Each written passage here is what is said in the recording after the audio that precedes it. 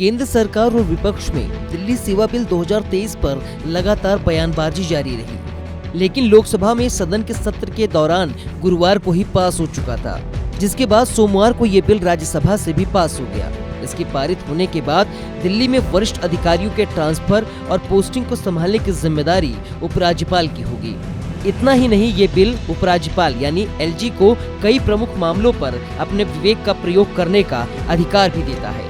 हालांकि राज्यसभा में बीजेपी के पास अकेले बहुमत नहीं था, उसके एनडीए सहयोगियों को भी उसका साथ मिला, तब भी बहुमत का आंकड़ा दूर था। लेकिन उड़ीसा के मुख्यमंत्री नवीन पटनायक की पार्टी बीजू जनता दल और आंध्र प्रदेश के मुख्यमंत्री जगन मोहन रेड्डी की पार्टी वाईएसआरसीपी के बीजेपी के साथ आने से समीकरण बदल गया। राज्यसभा में जब बिल पास कराने के लिए मतदान हो रहा था तो एक तस्वीर ने सबका ध्यान खींचा। राज्यसभा में पूर्व प्रधानमंत्री मनमोहन सिंह भी व्हीलचेयर पर मौजूद थे। दिल्ली सेवा बिल से जुड़े जरूरी बिंदुओं के बारे में आपको बताते हैं कि कैसे यहां दिल्ली सरकार के साथ केंद्र के संबंधों को भी प्रभावित करेगा। नौकरशाहों से संबंधित तबादलों, पोस्टिंग और अन्य अनुशासनात्मक मामले केंद्र और दिल्ली सरकार के बीच विवाद का विषय रहे हैं। यही कारण है कि केंद्र इस बिल को पारित कराना चाहता है।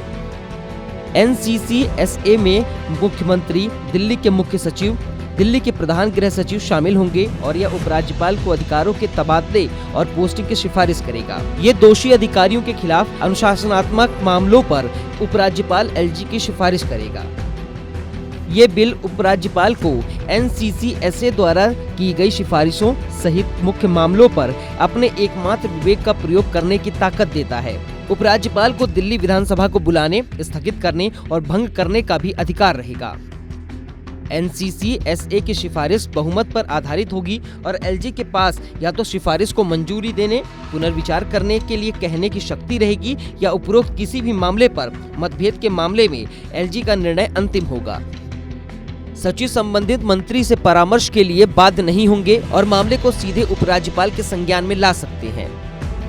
ये उपराज्यपाल को प्रमुख विधायी और प्रशासनिक मामलों पर अंतिम निर्णय लेने का अधिकार देता है, जिससे दिल्ली सरकार की शक्तियां कम हो जाएंगी। ये भारत के राष्ट्रपति को संघ सूची से संबंधित संसद के किसी भी कानून के लिए अधिकारियों, पेड़ों, आयोगों, वैधानिक निकायों या पदाधिकारियों को नियुक्त करने का अधिकार देता है। दिल्ली सरकार और केंद्र पर जमकर वार पलटवार हुआ। विपक्षी दलों ने इसे रोकने के लिए पूरा जोर लगाया, लेकिन सब निरर्थक साबित हुआ। संख्या बल केंद्र के पास तो थी, लेकिन बीजेपी ने इसे राज्यसभा में भी पारित करा लिया।